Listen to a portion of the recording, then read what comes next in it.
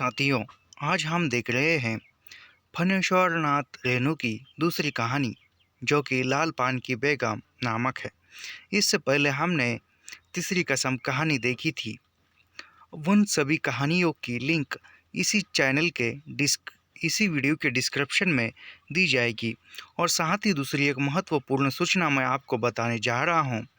NTA आजकल रचनाओं के अंदर से प्रश्न पूछ रहा है। उन्हीं के अनुसार सभी को मूल रचनाएं जो है यानी मूल कृतियाँ जो है वह पढ़ना अनिवार्य एवं अवश्य हो गया है। उसी के अनुसार हमने एक व्हाट्सएप समूह बनाया है। उस समूह को जोड़कर हमारे व्हाट्सएप समूह में शामिल हो जाइए। उनमें आपको कहानी कविताओं की पीडीएफ तथा अन्य रचनाओं की पीडीएफ मिल जाएगी।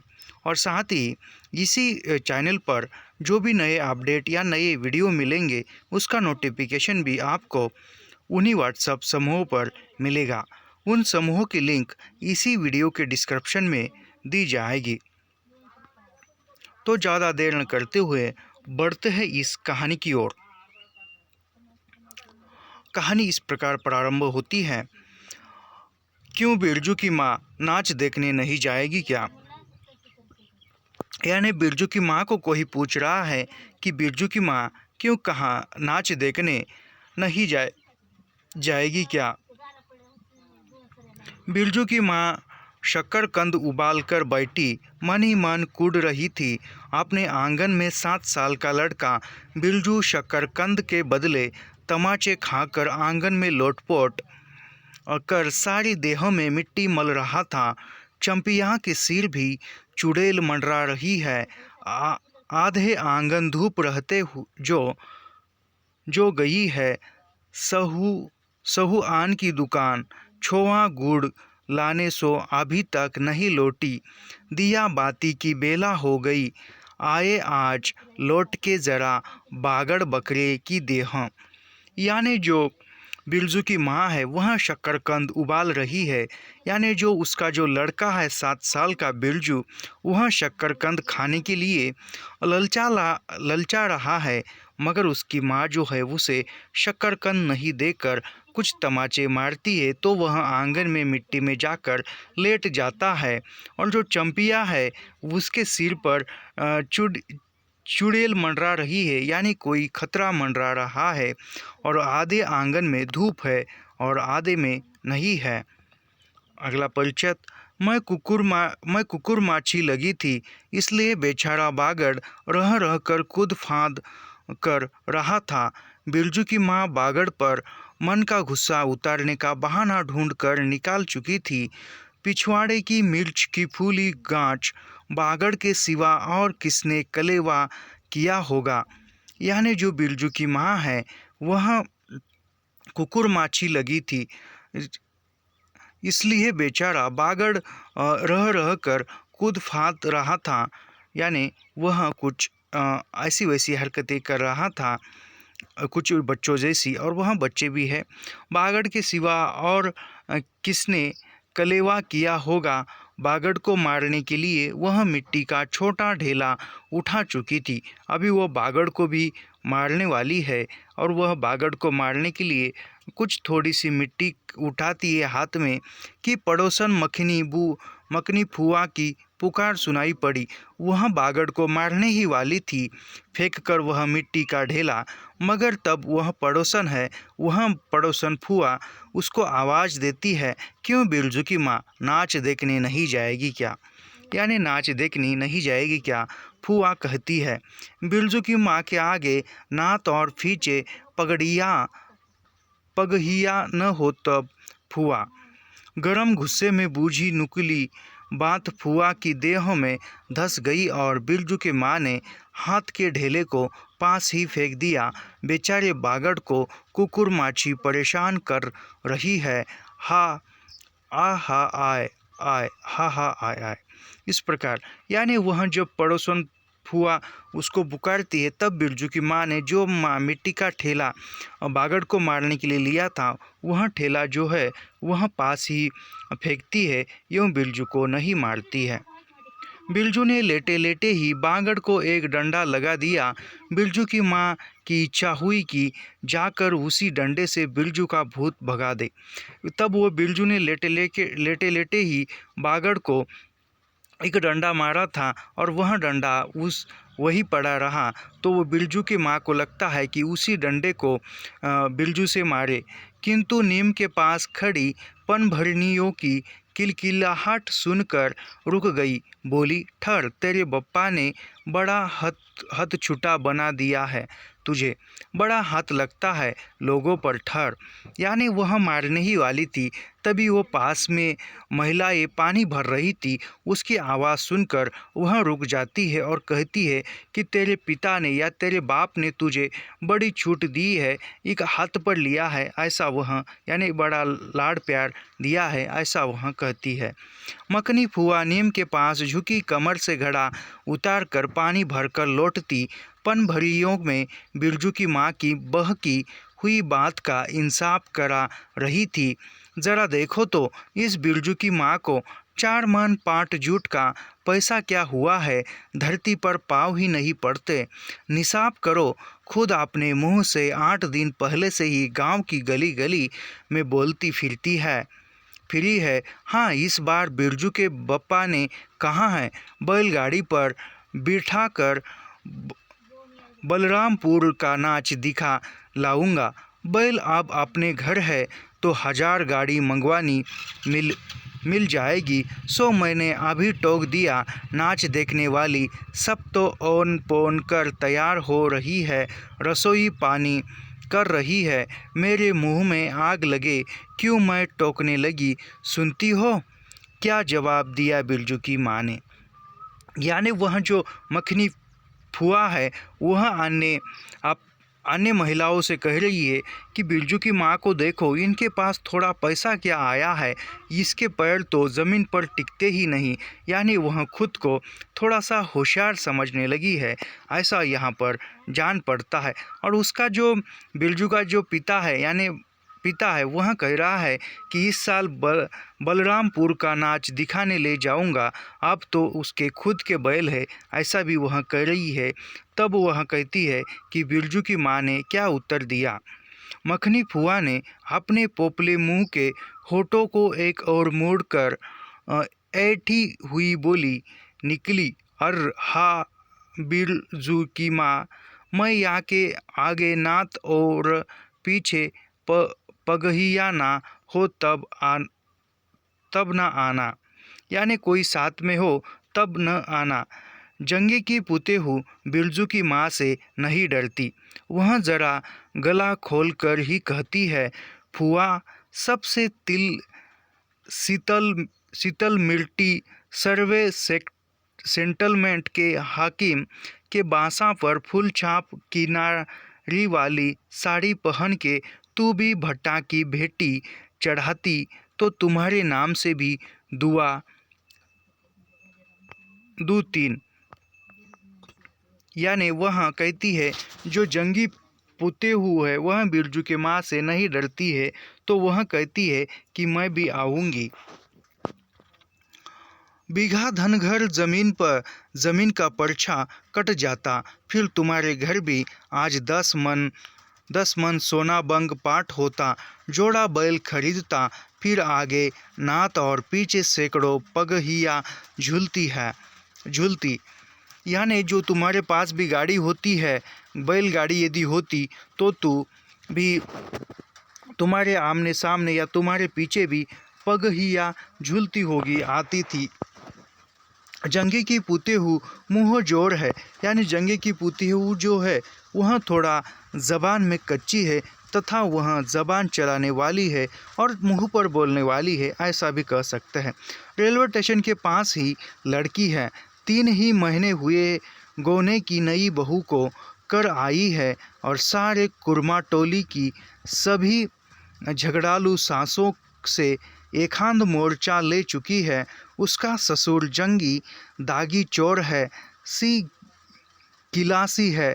उसका खसम रंगी कुरमा टोली का नामी लेटेद, इसलिए हमेशा सींग खुजाती फिरती जंगी की पुतेहू। यानी वह झगड़ालू है और वह उसकी जो सास है वह सास भी अन्य सास से कुछ लेक्चर सुनती है। इस प्रकार है। बिरजू की माँ के आंगन में जंगी की पुतेहू की गला खोल बोली गुलेल की गोलियों की तरह दंदनाती हुई आई थी। यानी जो बिरजू की माँ के आंगन में जो पुतेहू है जंगी की, उसकी जो बोली है यानी उसकी जो आवाज़ है वह एक गुलेल की गोली की तरह इसके आंगन तक पहुँच रही थी। बिरजू की माँ ने एक तीखा जबान खोलकर निकाला। अभी यह भी तीखे शब्दों में बोल रही है, लेकिन मन महसूस कर गई, यानी कुछ बोलने वाली थी लेकिन बोल न सकी। गोबर की ढेरी में कौन ढेला फेंके, यानी वह कह रही है कि गोबर पर पत्थर कौन फेंके। जीभ के झाल को गले में उतार कर बिरजू की माँ ने अपनी बेटी चंपिया को आवाज़ दी। यानी जो मुंह पर शब्द आए थे वह शब्द अंदर ही निगलते हुए वह उसकी बेटी है चंपिया उसको आवाज़ देती है, अरे चंपिया, या आज लौटे तो तेरी मुड़ी मरोड़ कर चूहे में झोंकती हूँ। यानी वह कहती है गुस्से में, अरे चंपिया, आज तो तेरी गर्दन मरोड़ कर मैं तुझे चूल्हे में धकेल दूंगी, ऐसा वह कहती है।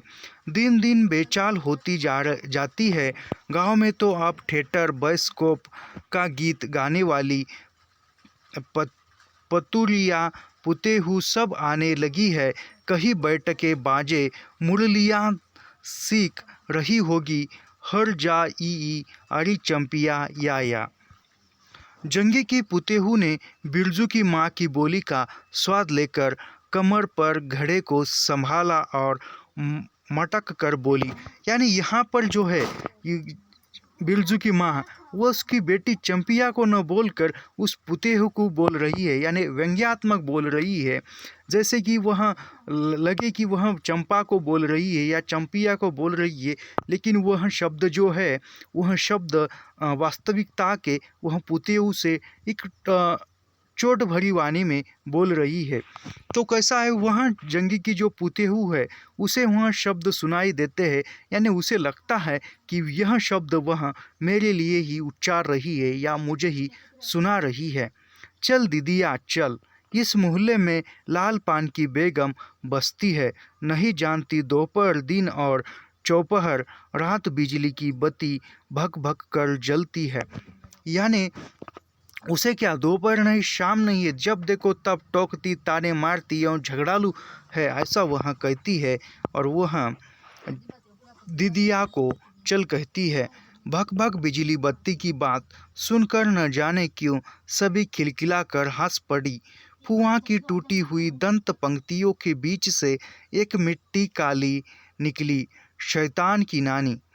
यानी जो ऐसे ही बातें चल रही है और भग भग बिजली की बात सुनकर सभी वहाँ पर जो महिलाएं वह महिलाएं हंस पड़ती है। और जो फुआ की जो है उसके जो दांत की पंक्तियाँ है, यानी कुछ कुछ दांतों में जगह निकली है या कुछ दांत गिर गए, ऐसा ही कहते हैं। वह भी एक तीखे वाणी में बोलती है कि शैतान की नानी है वह बिरजू की माँ। ऐसा बिरजू की माँ की आंखों पर मानो किसी ने तेज टॉर्च की रोशनी डालकर चौधिया दिया। भग भग बिजली बत्ती, यानी वह ऐसा शब्द सुनकर उसे भी टोकते हुए सभी ने कहा, ऐसा उसे लगा। 3 साल पहले सर्वे कैंप के बाद गांव की जलनहाड़ी औरतों ने एक कहानी गढ़ के फैलाई थी। यानी जो गांव की जो जितनी ही महिलाएं थी उसने कैंप किया था, यानी एक सर्वे किया, और जितनी झगड़ालू या जितनी ऐसी टोक कर बोलने वाली महिलाएं उन सभी को एक कहानी गढ़ाई थी, यानी उनकी एक कहानी बनाई थी। चंपिया की माँ के आंगन में रात भर बिजली बत्ती भुकभुकाती थी, यानी रात भर बिजली ऐसी चमकती थी, यानी वह बोलती थी, ऐसा यहाँ पर अर्थ निकल सकता है। चंपिया की माँ के आंगन में नाक वाले जूते की छाप घोड़े की टाप की तरह चलो जलो जलो और जलो। चंपिया की माँ के आंगन में चांदी जैसे पाट सूखते देखकर जलने वाली सब औरतें खलिहान पर सोनोली धान के बोझों को देखकर बैंगन का भुर्ता हो जाएगी। यानी यहाँ पर जो उसके आंगन की जो रोशनी देखकर सभी महिलाएं जल उठती है।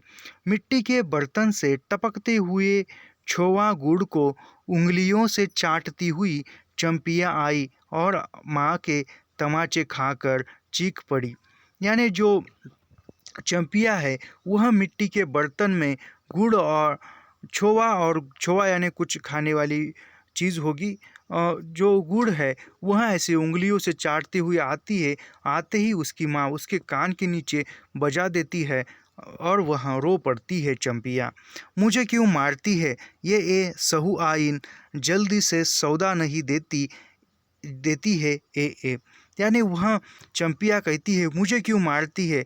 जल्दी से सहु आइन जल्दी से सौदा नहीं देती। यानी वह जो है कुछ सामान लाने के लिए गई थी, वह कहती है कि वह जल्दी से नहीं देती तो मैं कैसे जल्दी आती? मैं तो सामान लाने के लिए ही गई थी ना, तो वह नहीं देती तो मैं जल्दी कैसे आऊँगी? तू ही बता, लेकिन तू मुझे क्यों मारती है? बात तू मेरी क्यों नहीं सुनती है? ऐसा वह चंपिया कह रही है। अभी हमारा वह पेज कहाँ गया वह देखेंगे पहले। ये तो हमारा हो चुका था, यहाँ पर है। हाँ नहीं, ये भी हो चुका था। कुछ जाती फिरती, ये भी हो चुका था। हाँ यहाँ पर है। ये पहली 3 लाइनें हमारी हो चुकी थी। सहु आइन जल्दी सौदा नहीं देती कि नानी। यानी वह भी जो सामान लाने गई थी वह जल्दी पैसे लेकर सामान नहीं देती थी, इसलिए मुझे देर हुई और तू तो मुझे ही मारती है। एक सहु आइन की दुकान पर मोती झड़ते हैं जो जड़ गाड़ कर बैठी हुई थी। बोल गले पर लात देकर कल्ला तोड़ दूंगी। हरजाई जो फिर कभी बाजे न मुरलियाँ गाते हुए चाल सीखने जाती है ट्यूशन की छोकरियों से। यानी वो गाना सीखने के लिए जाती है ट्यूशन की लड़कियों के वहाँ। बिरजू के माँ ने चुप होकर अपनी आवाज़ अंदाजी की। उसकी बात जंगी के झोपड़े तक सांप सांप पहुँच गई। यानी अपने बेटी की तरह फिर से वह टोक कर बोलती है और उसकी बात जो है वह जो जंगी की झोपड़े की तरफ जाती है, यानी वहाँ तक सुनाई देती है। ऐसे बड़े आवाज़ में वह बोलती है। बिरजू बीती हुई बातों को भूलकर उठ खड़ा हुआ था। अभी जो बिरजू जो है वह आंगन में मिट्टी में पड़ा था, तो वह उठकर खड़ा हुआ। यानी वह सब भूल चुका था और वह उठकर पानी पीने के लिए या पानी पीकर फिर से रोने के लिए उठकर खड़ा हो जाता है और धूल झाड़ते हुए बर्तन से टपकते गुड़ को ललचाई निगाह से देखने लगता है। यानी जो बर्तन में जो गुड़ है वह गुड़ खाने के लिए वह आता है। दीदी के साथ वह भी दुकान जाता तो दीदी उसे भी गुड़ चटाती ज़रूर। यानी वह चंपिया के साथ यदि दुकान जाता तो वहाँ दीदी जो है उसको गुड़ ज़रूर देती थी। वह शक्करकंद के लोभ में रहा और मांगने पर माँ ने शक्करकंद के बदले, यानी वह शक्करकंद घर पर पक रहे थे, उसी के लिए वह घर पर रुका और माँ ने तो उसको शक्करकंद कान के नीचे दिए। एक मैया एक अंगुली गुड़ दे बिरजू ने तल हथेली फैलाई, देना मैया एक रत्ती भर।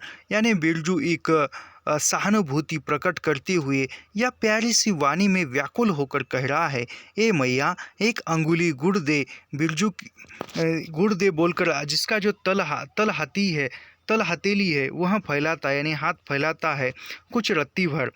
एक रत्ती क्यों, उठा के बर्तन को फेंक आती हूँ, पिछवाड़े में जाके चाटना, नहीं बनेगी मीठी रोटी। यानी वह कहती है एक अंगुली क्यों मैं दूँ, मैं तो पूरा बर्तन ही पीछे जाकर मिट्टी में फेंक आती हूँ, वहाँ जाकर तुम चाटना तो मिट्टी रोटी खाने का मुँह होता है।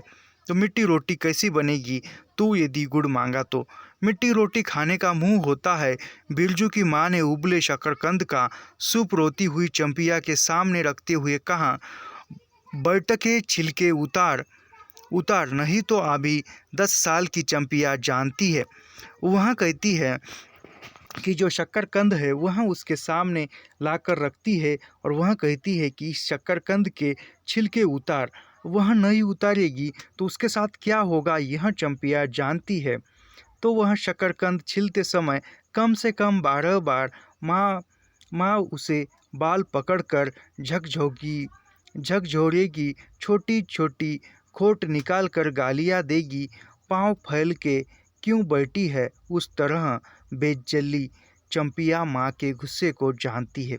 यानी वह शक्करकंद छीलते छीलते यदि कुछ गलतियाँ हो जाए वह उसकी माँ किस प्रकार मीठे शब्दों में डांटती हैं, यह वह चंपिया अच्छी तरह से जानती है। बिरजू ने इस मौके पर थोड़ी सी खुशामद करके देखा, मैया भी बैठकर शकरकंद छीलूं। यानी वह बिरजू है। बिरजू कहता है कि मैं भी यहाँ बैठकर शकरकंद छीलूं क्या। तो उसको लगता है कि छीलते छीलते कुछ थोड़ा सा खाने को मिल जाए। नहीं, माँ ने ही झिड़की दी, शक्करकंद छिलेगा और 3 पेट में जाके सिद्धू की बहू से कहो 1 घंटे के लिए कड़ाही मांग कर ले गई तो फिर लौटने का नाम नहीं जा जल्दी। यानी वह कहती है कि तू मत छिल। वह बिरजू को इनकार करती है और वह जो है वह कहती है कि सिद्धू की बहू से कहो 1 घंटे के लिए कढ़ाई यानी जो तलने के लिए कढ़ाई ले आती है। मुँह लटका कर आंगन से निकलते निकलते बिरजू ने शकरकंद और गुड़ पर निगाह दौड़ाई। यानी वह जब कढ़ाई मांगने जा रहे हैं तो जाते जाते उसने फिर से एक नज़र जो गुड़ और शकरकंद है उस पर लगाता है, यानी देखता है। चंपिया ने अपने झबरे केश की ओर से माँ की ओर देखा और नज़र बचाकर चुपके से बिरजू की ओर एक शकरकंद फेंक दिया। बिरजू भागा। यानी जो बहन भाई का जो प्यार है वह प्यार भी रेणु जी ने चित्रित किया हुआ दिखाई देता है। जो बहन के मन में भाई के प्रति जो भावना है, जो भाव है, वह यहाँ प्रकट होता है। तो वह डांटता है और वह जाते जाते उसकी जो बहन चंपिया है वह एक शकरकंद उसकी तरफ फेंकती है और बिरजू तुरंत पकड़ता है और भाग जाता है। सूरज भगवान डूब गए, दिया बत्ती की बेला हो गई, अभी तक गाड़ी। यानी सूरज भगवान डूब गए, यानी रात हो गई है, शाम हो गई है। सब दिया बत्ती यानी जो भी लाइट है वह लग गई है, लेकिन गाड़ी अभी तक नहीं आई। चंपिया बीच में ही बोल उठी, कोयली टोले में किसी ने गाड़ी नहीं दी मैया। पप्पा बोले माँ से कहना सब ठीक ठाक करके तैयार रहे, मलद हिया टोली के मियाँ जान की गाड़ी लाने जा रहा हूँ। यानी चंपिया कहती है कि जो उसके जो पिता है वह उन्होंने कहा है कि सब वह तुम तैयार बैठो, यानी वह नाच देखने जा रहे हैं, सब तुम तैयार होकर बैठो। वह जो है मियाँ जान की गाड़ी लाने के लिए जा रहा हूँ, ऐसा कहकर गए हैं। सुनते ही बिरजू की माँ का चेहरा उतर गया, लगा छाते की कमानी उतर गई घोड़े से अचानक।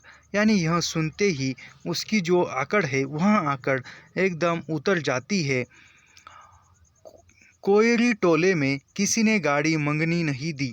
यानी वहाँ पर कोयरी टोले में गया तो किसी ने वहाँ पर गाड़ी मंगने नहीं दी, इनकार किया।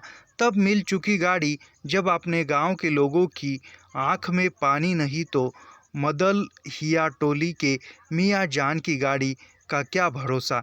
यानी वह सोच रही है कि आप यहाँ हमारे नज़दीक के लोगों ने हमें गाड़ी देने से इनकार किया, वह तो दूसरे टोली यानी दूसरे इलाके में गए हैं मियाँ जान की गाड़ी लाने के लिए, तो उसका क्या भरोसा। क्योंकि वह एक सामाजिक बात है कि नज़दीक के लोगों ने इनकार किया तो बाहर के लोग कैसा दे देंगे, ऐसा वह सोचती है।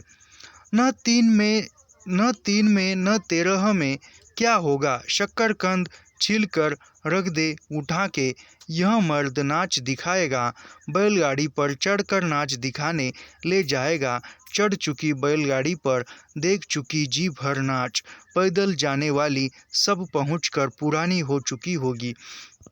यानी वह उसके बेटी को कहती है कि छील कर रखो वह शकरकंद और हम जाए, यह जो मर्द है यानी जो तेरे जो पिता है वह अच्छा नाच दिखाएगा, बैलगाड़ी पर ले जाएगा और वह सब कुछ दिखाएगा। और जो भी पैदल महिलाएं गई है नाच देखने, वह वहां जाकर पुरानी हुई होगी, उसने सब कुछ देखा होगा, ऐसा वह कह रही है। बिरजू की टोली बिरजू की टोली कढ़ाई सिर पर औंधा कर वापस आया। देख दीदिया, मलेटरी टोपी, इस पर 10 लाठी मारने पर भी कुछ नहीं होगा। यानी जो बिरजू है वह बिरजू अपने सिर पर कढ़ाई जो है वह पकड़कर, उल्टी पकड़कर, टोपी की तरह पकड़कर आता है और उसको, चंपिया को कहता है कि देख दीदी, इस पर यदि कोई कुछ लाठी मारे, 10 लाठी मारे तो भी कुछ नहीं होगा, ऐसा वह कहता है। चंपिया चुपचाप बैठी रही, कुछ बोली नहीं, जरा सी मुस्कुराई भी नहीं। बिरजू ने समझ लिया मैया का गुस्सा आप ही उतरा नहीं नहीं नहीं है पूरे तौर से। यानी वह चंपिया का जो चेहरे के भाव है या उसकी मौन भाषा है, वह बिरजू समझ जाता है और वह समझ जाता है कि माँ का गुस्सा अभी तक उतरा नहीं है। मंडैया के अंदर से बागड़ को बाहर भगाती हुई बिरजू की माँ बड़बड़ाई, कल ही पंचकोटी कसाई के हवाले करती हूँ, राकस तुझे हर चीज़ में मुँह लगाएगा। चंपिया बांध दे बागड़ को, खोल दे गले की घंटी, हमेशा टुनुर टुनुर मुझे ज़रा नहीं सुहाता है। यानी जो बागड़ है वह बागड़ को छोड़ दे, ऐसा वह कहती है। टुनुर टुनुर टुनुर सुनते ही बिरजू को सड़क से जाती हुई बैलगाड़ियों की याद हो आई। यानी वह शब्द सुनते ही उसको बैलगाड़ी की याद आती है। अभी बहू आन टोले की गाड़ियाँ नाच देखने जा रही थी। झुनुर झुनुर बैलों की झुमकी तुमने सुन। यानी वह जो बैलों की आवाज़ है वह सुनता है। बेसी बकबक मत करो, बागड़ के गले से झुमकी खोलती बोली चंपिया। यानी बागड़ को खोलती हुई चंपिया बोलती है, चंपिया डाल दे चूल्हे पे पानी, बप्पा आवे तो कहना कि आपने उड़न जहाज़ पर चढ़कर नाच देख आए। मुझे नाच देखने का शौक नहीं, मुझे जंगइयो मत, कोई मेरा माथा दुख रहा है।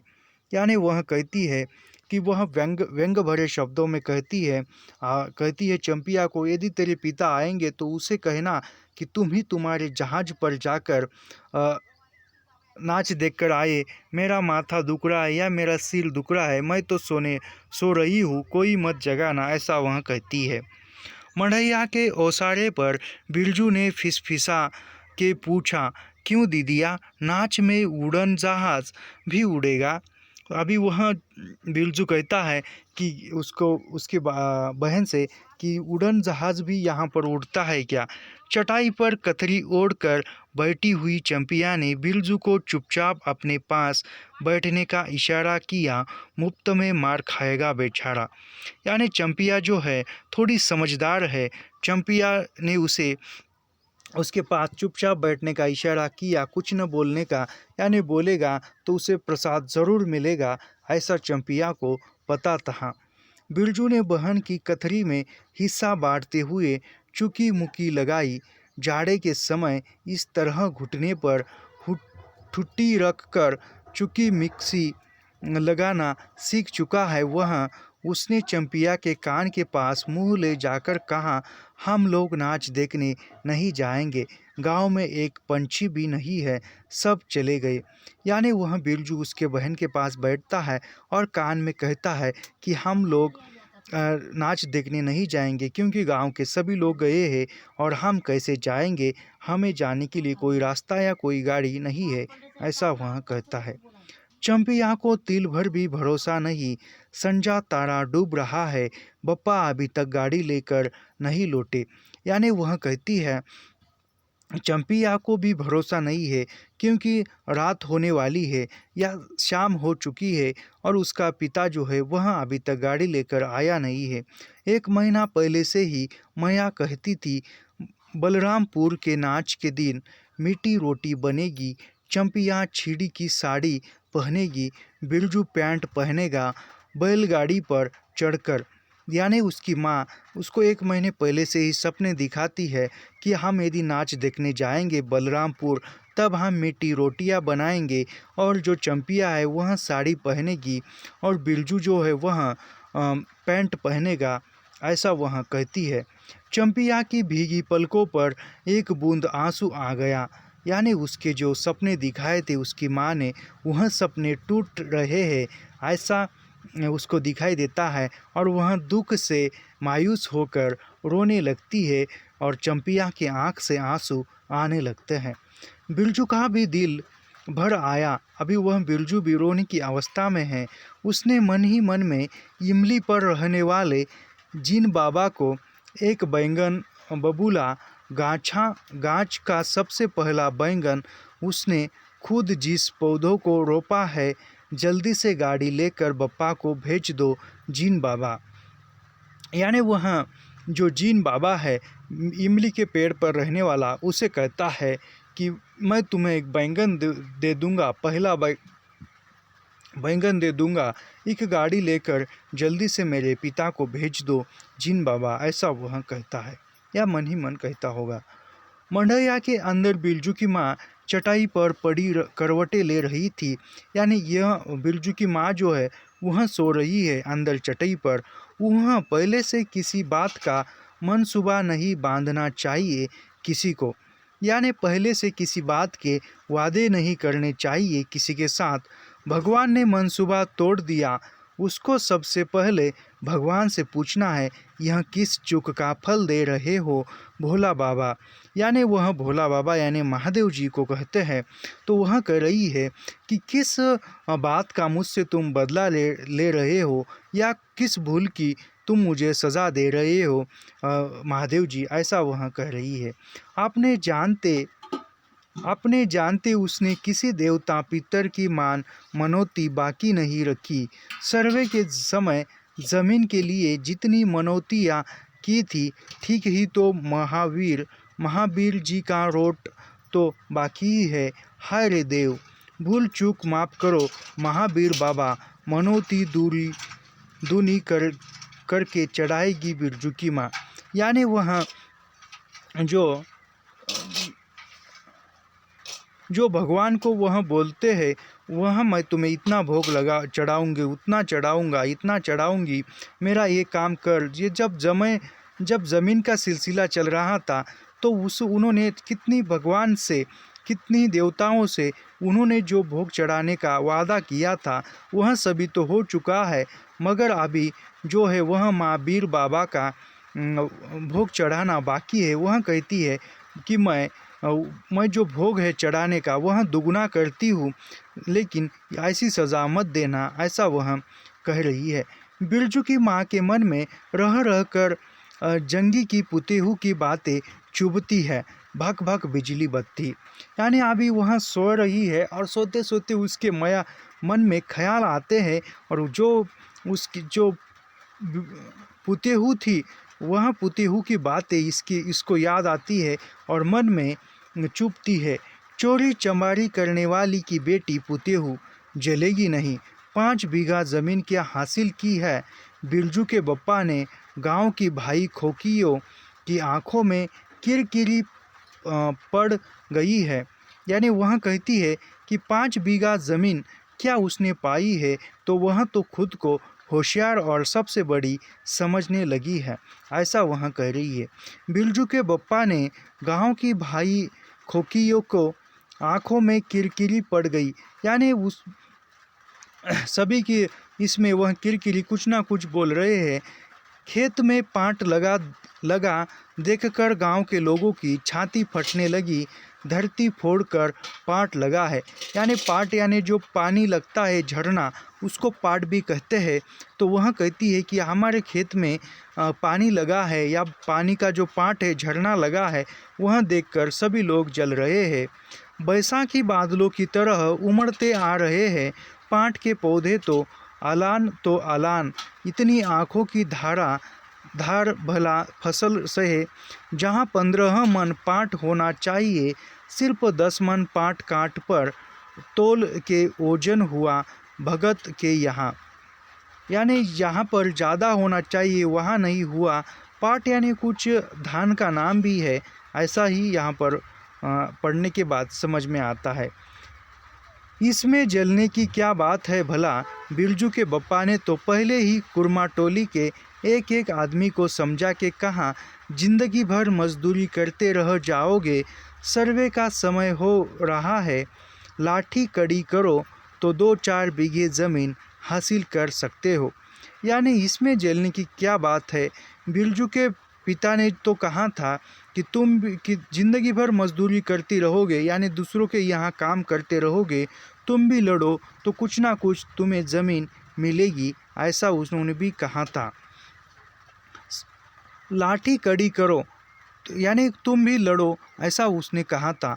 सो गांव की किसी पुत खोकी का भतार सर्वे के समय बाबू साहेब के खिलाफ खांसा भी नहीं, यानी वह जो बड़ा आदमी है बाबू साहब, उसके खिलाफ किसी ने आवाज़ तक उठाई नहीं, और अब तुम जल रहे हो, ऐसा वह कहती है।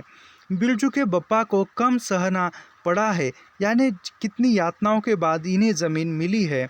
बिरजू के बाप को बाबू साहेब गुस्से से सर्कस नाच के बाग की तरह घुमड़ते रह गए, यानी वह सर्कस का बाग जो है उस प्रकार वह देखता रह गया। उनका बड़ा बेटा घर में आग लगाने की धमकी देकर गया, यानी जो बाबू साहेब है उनका जो बड़ा बेटा है वह बिरजू के घर को आग लगाने की धमकी देकर भी गया था, ऐसा वह सोच रही है बिरजू की माँ। कहाँ तक आए थे? सर्वे का ज़मीन हासिल करो। गांव की किसी पुतों की बाबू साहेब गुस्से में सर्कस नाच देख की तरह घुमड़ते रह गए। उनका बड़ा बेटा घर में आग लगाने की धमकी देकर गया। आखिर बाबू साहेब ने अपने सबसे छोटे लड़के को भेज दिया। बिरजू की माँ को मौसी कह के पुकारा, यानी जो बाबू साहेब है उसका छोटा लड़का आता है और आकर उसने बिरजू की माँ को मौसी कह के पुकारा। यह ज़मीन बाबूजी ने मेरे नाम से खरीदी थी, मेरी पढ़ाई लिखाई उसी ज़मीन की उपज से चलती है। यानी जो छोटा लड़का है वह आकर कहता है कि यह ज़मीन मेरे पिता ने मेरे नाम से खरीदी है, इस ज़मीन के अनाज से या इससे मिलने वाले पैसों से ही मेरी पढ़ाई लिखाई चलती है, ऐसा वह कहता है। और भी कितनी बातें खूब मोहना जानता है, उतना ज़रा सा लड़का ज़मींदार का बेटा है। यानी वह मोहना जो है वह जानता है कि छोटा सा होकर ऐसा कहता है या ऐसी बातें कहता है ज़मींदार का जो लड़का है। चंपिया बिरजू सो गया क्या? अभी वह उसकी माँ बोल रही है कि चंपिया बिरजू यानी तुम्हारा भैया सो गया क्या? यहाँ आजा बिरजू अंदर, तू भी आजा चंपिया, भला आदमी आए तो एक बार आज। यानी वह कह रही है कि अभी वह जो सोचना है मन में वह सोचना बंद करती है और वह कहती है कि चंपिया को बिरजू सोया है क्या, उसको कहना कि अंदर आकर सोए और तू भी आए, भला आदमी तुम्हारे पिता आज आएंगे या नहीं, ऐसे कड़वे शब्दों में बोलती है। बिरजू के साथ चंपिया अंदर चली गई, यानी दोनों अंदर जाते हैं माँ के पास। ठिबरी बुझा दे चंपा, बुलाए तो जबान मत देना, खपकी गिरा दे। यानी यहाँ पर डिबरी यानी जो दिया, पहले ज़माने में दिया लगा जो मिट्टी का तेल डालकर लगाते थे उसको दिया डिबरी कहते थे, वह बुझा दे, यानी उसको बुझा दे। और जो दरवाज़ा है खिपची गिरा दे, यानी जो दरवाजे पर लगाने वाली कुंडी है या कुछ कुंडी है, पहले ज़माने में लकड़ी का रहता था उसको खपची कहते थे, उसको आजकल कुंडी कह रहे हैं। उसी प्रकार की कुंडी गिरा दे और कोई आवाज़ दे तो मत बोलना, ऐसा वह कहती है। भला आदमी रे भला आदमी, मुँह देखो ज़रा इस मर्द का। बिरजू की माँ दिन रात मंझा देती रहती तो ले चुके थे ज़मीन, रोज़ आकर माथा पकड़ के बैठ जाए, मुझे ज़मीन नहीं देनी है। बिरजू की माँ मजूरी ही अच्छी, यानी जो है वह भला आदमी है। फिर बिरजू की माँ सोच रही है कि वह तो भला आदमी है बिरजू का बाप, वह कहता है कि मुझे ज़मीन नहीं चाहेगी, नहीं चाहिए, मुझे तो मजदूरी ही अच्छी लगती है। जवाब देती थी बिरजू की माँ, खूब सोच समझ के छोड़ दो। जब तुम्हारा कलेजा ही स्थिर नहीं होता है तो क्या क्या होगा? जरूर ज़मीन जोड़ के, नहीं तो किसी और के। यानी वह बिरजू की माँ समझा देती है कि ज़मीन नहीं तो क्या हुआ, छोड़ो ज़मीन का जो भी विचार है वह। बिरजू के बाप पर बहुत तेज़ी से गुस्सा चढ़ता है, चढ़ता ही जाता है। बिरजू की माँ का भाग ही खराब है। यानी जो बिरजू की माँ है वह उसके पिता पर, उसके उसके पति पर इतना गुस्सा हो जाती है, और उसका न जाने उसके जो भाग्य ही खराब है, जो उसके भाग्य में यह सब कुछ लिखा हुआ है। जो ऐसा गोबर गणेश घरवाला उसे मिला, तो वह गोबर के जैसा बिरजू का बाप घरवाला उसे मिला है। कौन सा शौक मौज मौज दिया है उसके मर्द ने, यानी उसके पति ने उसे कौन सी खुशी दी है, या कौन से शौक उसके पूरे किए हैं, ऐसा यहाँ पर वह सोच रही है। यानी उसके बिरजू के माँ के भाग्य ही खराब है, ऐसा वह सोच रही है। कौन सा शौक मौज दिया है उसके मर्द ने, कोल्हू के बैल की तरह खटकर सारी उम्र काट दी इसके यहाँ। यानी किसी भाड़े की बैल की तरह सारी उम्र बिरजू की माँ ने उसके यहाँ काट दी है, अपने पति के घर में, ऐसा वह सोच रही है। कभी एक पैसे की जलेबी भी लाकर दी है उसके खसम ने।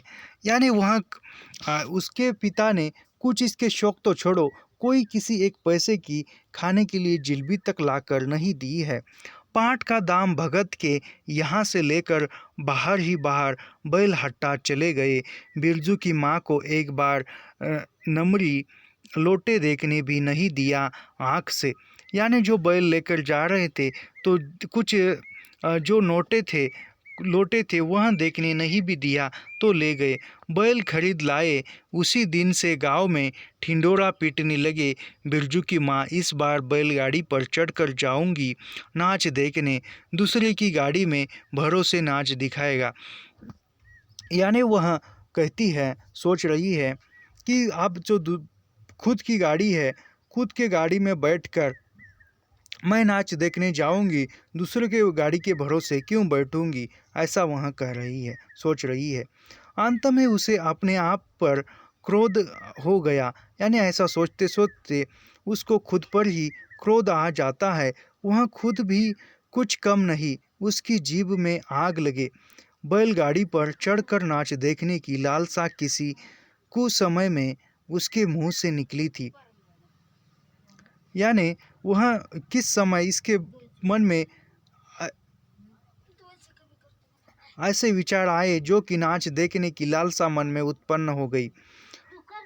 भगवान जाने फिर आज सुबह से दोपहर तक किसी न किसी बहाने उसने 18 बार बैलगाड़ी पर नाच देखने की चर्चा छेड़ी, और न जाने कितनी बार, कम से कम 18 बार बैलगाड़ी पर जाकर नाच देखूं, ऐसे मन में विचार आए, और या किसी के साथ चर्चा की। लो खूब देखो नाच। अभी वहाँ खूब देखो नाच, गाड़ी तो नहीं आई, कैसे जाएंगे, हो गया सब सत्यानाश। कथरी के नीचे नीचे दुलाशे का सपना, भल भोरे पानी भरने के लिए जब जब जाएगी पतली जीभ वाली पतुलियाँ, सब हंसती आएंगी हंसती जाएंगी। यानी जो वह लोग अभी जो महिलाओं के साथ इन्होंने जो चर्चा की थी, मुझे नाच देखने जाना है और आप तो नहीं गई है, न जाने कल पानी भरते हुए जो पुतेऊ है वह न जाने मेरी कितनी बुराइयां करेंगी, न जाने मुझ पर कितनी महिलाएं हंसेगी, ऐसा वह सोच रही है। सभी जलते हैं उससे, हाँ भगवान, दाढ़ीदार भी, 2 बच्चों की माँ होकर भी वह उसकी तस है। उसका घरवाला उसकी बात में रहता है, वह बालों में गरी का तेल डालती है।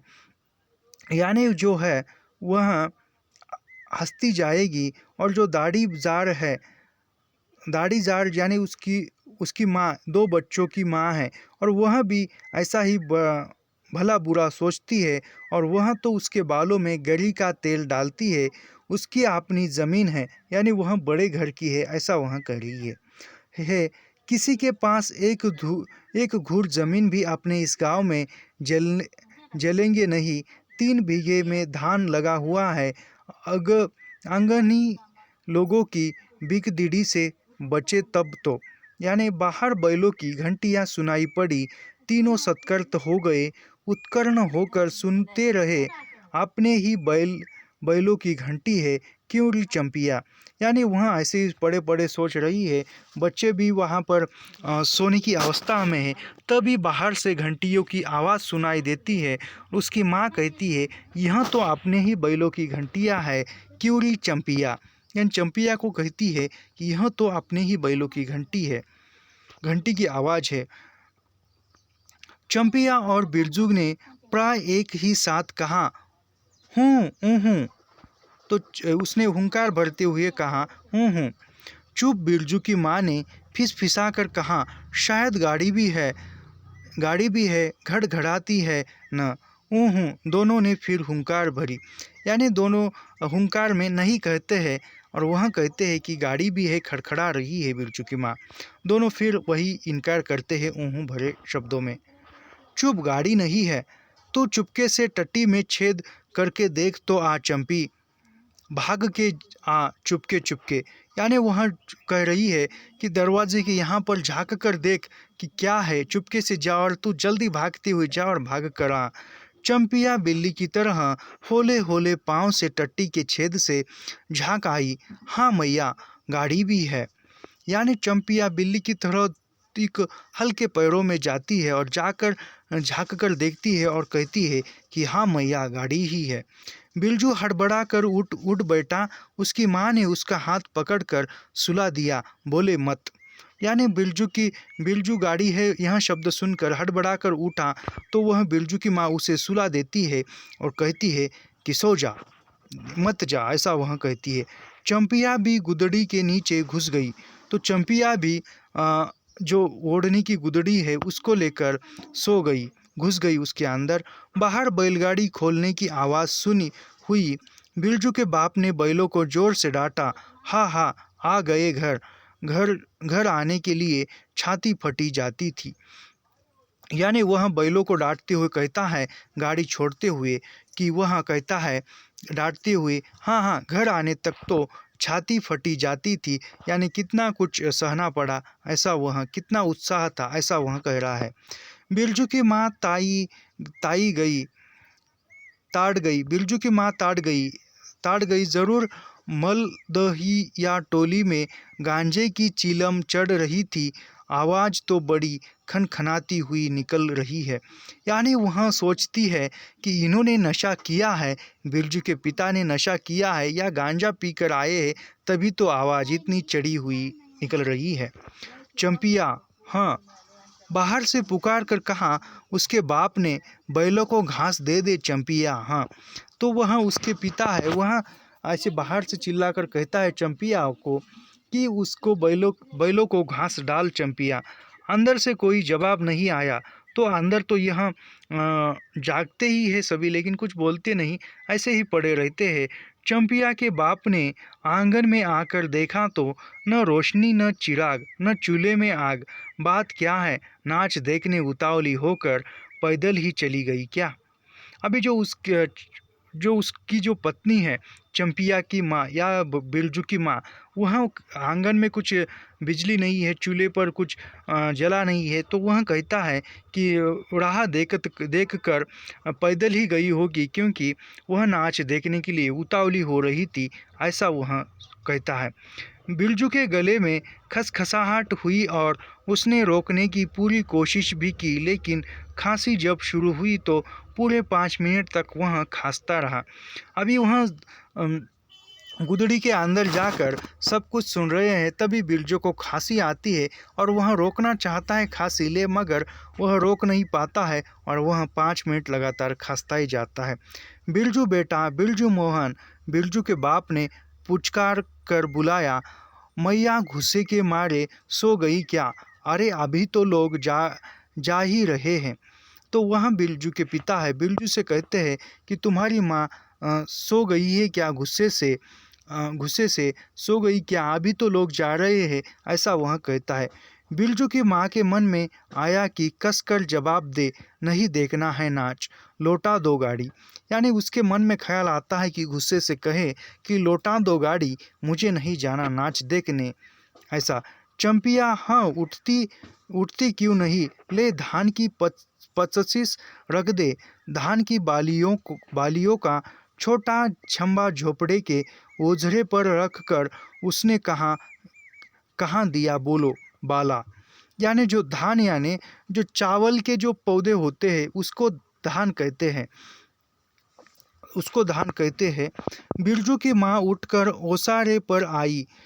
डेढ़ पहर रात को गाड़ी लाने की क्या ज़रूरत थी, नाच तो आप खत्म हो रहा होगा।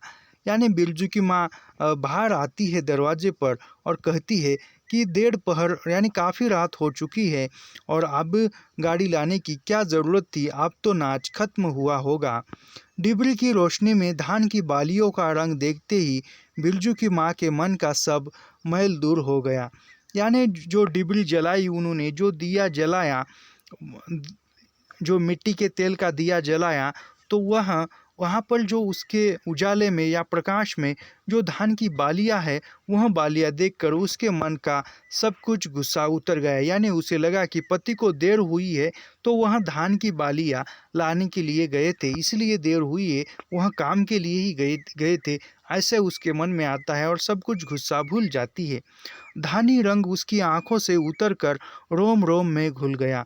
यानी जो धान देखकर जो सुख शांति महसूस होती है वह पूरे शरीर पर फैल जाती है, सब कुछ वह भूल जाती है, गुस्सा जो भी बात थी वह। नाच अभी शुरू भी नहीं हुआ होगा, अभी अभी बलमपुर के बाबू की संपनी गाड़ी मोहनपुर होटल बंगला से हाकिम साहब को लाने गई है। इस साल आखिरी नाच है, 25 टट्टी में खोस दे, अपने खेत का है। यानी वह कहता है कि अभी नाच शुरू नहीं हुआ, जो बलमपुर के बाबू संपनी की गाड़ी है वह मोहनपुर होटल बंगला से हाकिम को लाने के लिए गई है और इस साल आखिरी नाच है।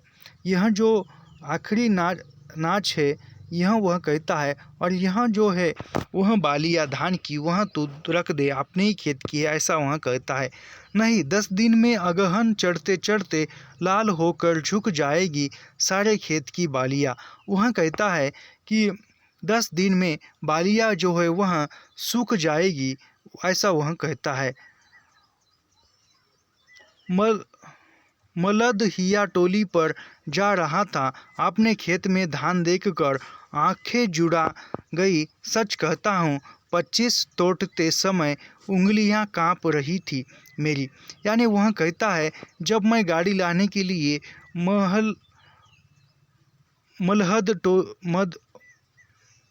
मलहद हिया टोली में जा रहा था, तब खेत की तरफ से गया और तब वह धान अच्छी तरह से आया है और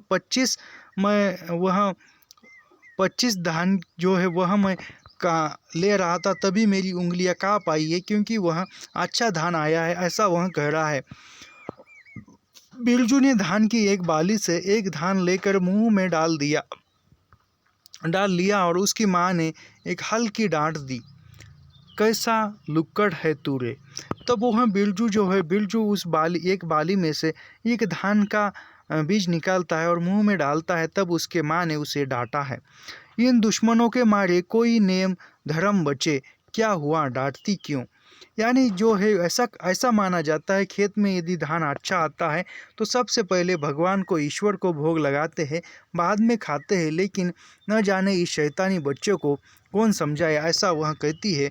तो उसका पति है वह कहता है क्यों डांटा, नवान के पहले ही नया धान झूठा दिया, देखते नहीं। वह कहती है कि भगवान को चढ़ाए बिना ही इसने धान झूठा किया, देखते नहीं क्या तुम।